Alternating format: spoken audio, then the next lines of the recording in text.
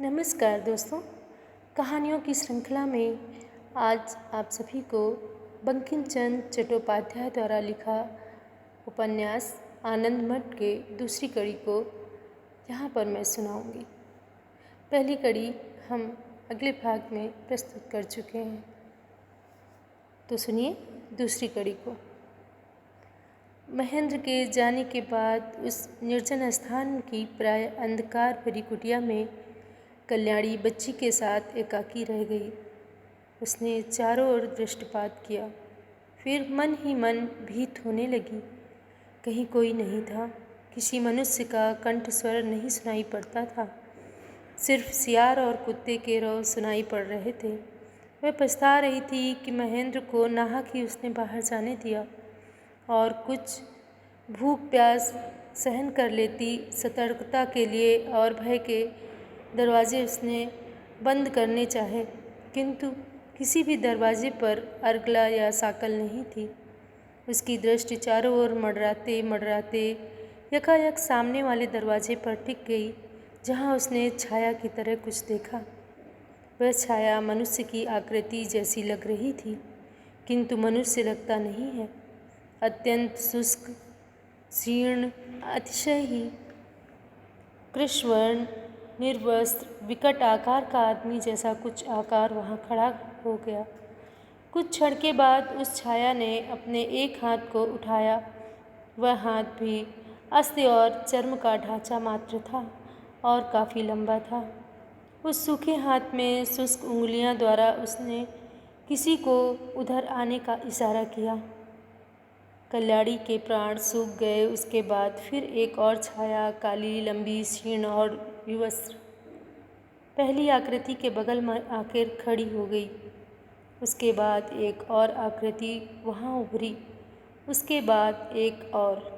क्रमशः उनकी संख्या बढ़ती गई और वे चुपचाप कमरे के भीतर दाखिल होती गईं। उस अंधकारपूर्ण कमरे रातकालीन शमशान की तरह भयंकर लग रहा था। प्रेत जैसी लगने वाली वो आकृतियाँ आगे बढ़कर कल्याणी और उसकी बच्ची को घेर कर खड़ी हो गईं। कल्याणी लगभग मूर्छित हो गई। तब उन काले दुबले लोगों ने कल्याणी और उसकी बच्ची को उठाया, उन्हें बाहर के कमरे की ओर ले गए, फिर मैदान पार करके एक जंगल में प्रवेश कर गए। कुछ देर बाद घड़े में दूध लेकर महेंद्र उस सराय में लौटा। देखा तो वहाँ कोई नहीं था। उसने इधर उधर ढूंढा, बच्ची का नाम ले लेकर पुकारता रहा, फिर पत्नी का नाम लेकर पुकारा, किंतु उसे कोई भी जवाब नहीं मिला। उनका कोई भी संधान नहीं मिला। कल्याणी को लेकर दस्युओं ने जिस वन में उतारा, वह वन अत्यंत मनोहर था। वहाँ रोशनी नहीं थी। उस शोभा को देख सके ऐसी आंखें भी नहीं थीं। दरिद्र के हृदय सौंदर्य की तरह वन वह सौंदर्य भी अगोचर ही था।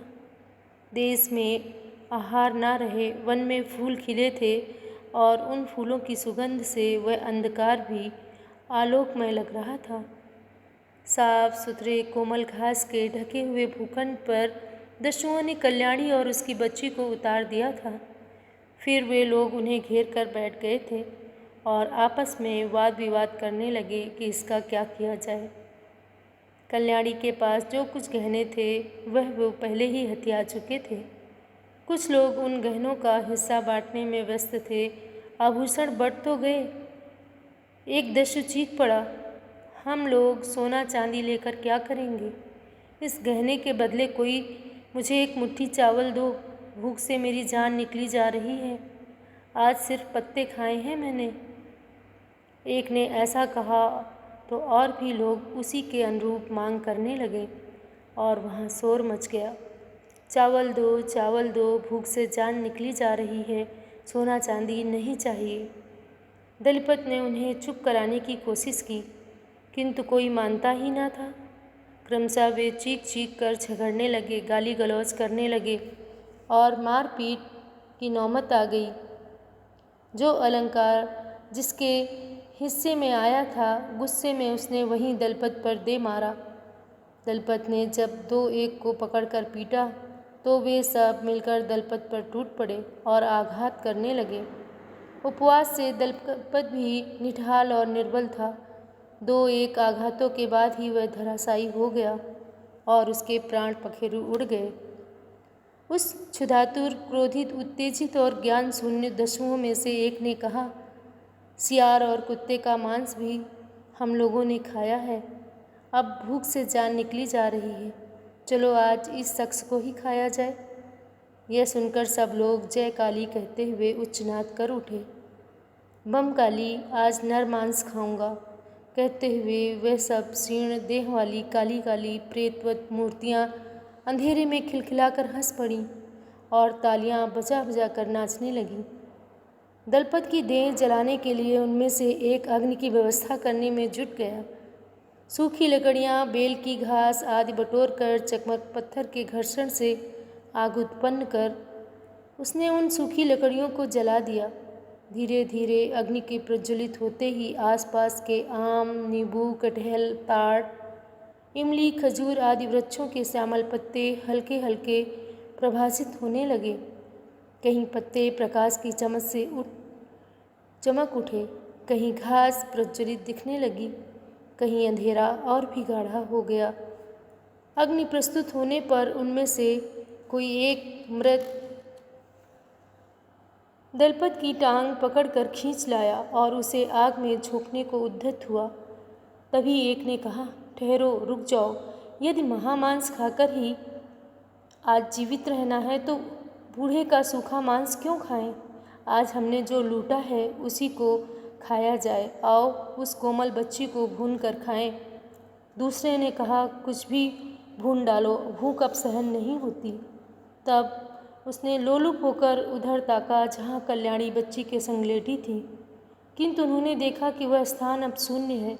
ना वहाँ बच्ची थी, ना उसकी माँ।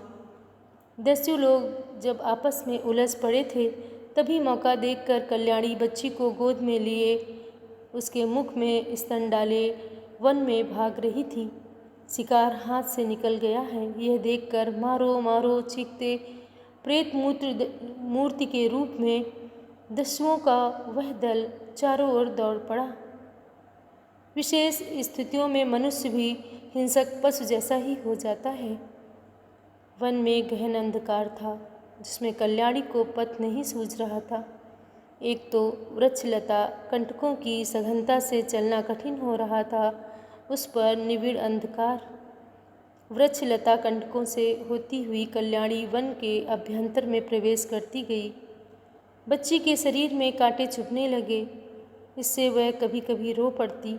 उस क्रंदन ध्वनि की आवाज़ का पीछा करते हुए दस्यु और भी चीखने लगते। कल्याणी छत विछत होती हुई वन के भीतर काफ़ी दूर निकल गई थी। कुछ देर के बाद चंद्रोदय होने पर कल्याणी का भय और भी बढ़ गया। अब तक उसके मन में कुछ भरोसा था कि अंधेरे में दुर्वृत्त लोग उसे देख नहीं पाएंगे, किंतु चांद के उगते ही वह संभावना भी समाप्त हो गई थी। चांद गगन में चढ़कर वन के ऊपर प्रकाश उड़ेलने लगा था। वन के भीतर का अंधकार भी अब आलोक से भीगने लगा। अंधकार कुछ हल्का हो गया। झुरमुट में से होकर चांदनी वन के भीतर यत्र तत्र झांकने लगी। चांद आकाश के जितने ऊंचे उठता गया, उतनी ही रोशनी उस वन में प्रवेश करती गई और अंधेरा वन में मुँह छिपाने लगा।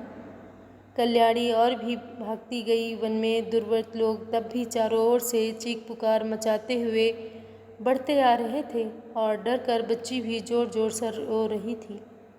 कल्याणी पस्त हो चुकी थी, उससे और भागने की चेष्टा करते ना बना। एक बड़े वृक्ष के नीचे कन्या को गोद में लेकर वह घास पर लेट गई और प्रार्थना करने लगी, कहाँ हो तुम, जिनकी मैं रोज़ पूजा करती हूँ, नित्य नमन करती हूँ, जिनके भरोसे मैं इस वन के भीतर भी प्रवेश कर गई, कहाँ हो तुम, हे मधुसूदन। और तब कुछ भय से, कुछ भक्ति की प्रगाढ़ता से, कुछ क्षुधा तृष्णा के अवसाद से क्रमशः वाह ज्ञान शून्य कल्याणी अपनी अंतश्चेतना में डूबकर सुनने लगी, मानो अंतरिक्ष में कोई दिव्य स्वर में गा रहा हो। हरे मुरारे मधुकैट भारे, गोपाल गोविंद मुकुंद शौरे, हरे मुरारे मधुकैट भारे। कल्याणी बचपन से ही पौराणिक कथाओं को सुनती आई थी कि देवर्षि आकाश मार्ग पर वीणा बजाते और हरि नाम जपते हुए पृथ्वी की सैर किया करते हैं। उसके मन में वही कल्पना जागृत हो उठी। कल्पना ने खींचा हुआ वह चित्र उसके मनोआकाश में उभर उठा। शुभ्र शरीर, श्वेत केश, श्वेत दाढ़ी, श्वेत वस्त्र में महाशरीर महामुनि वीणा हाथ में लिए चांदी से प्रदीप्त नीलाकाश के पथ पर गा रहे थे, हरे मुरारे मधुकैट भारे। क्रमशः गीत समीप आता गया। वह अब स्पष्ट सुन रही थी। हरे मुरारे मधुकैट भारे, क्रमशः और भी निकट और भी स्पष्ट, हरे मुरारे मधुकैट भारे। इसकी अगली कड़ी को हम अगली कहानी की श्रृंखला में सुनाएंगे। आपको मेरे द्वारा सुनाई गई ये कहानी कैसी लगी, आप कमेंट कर बताइए।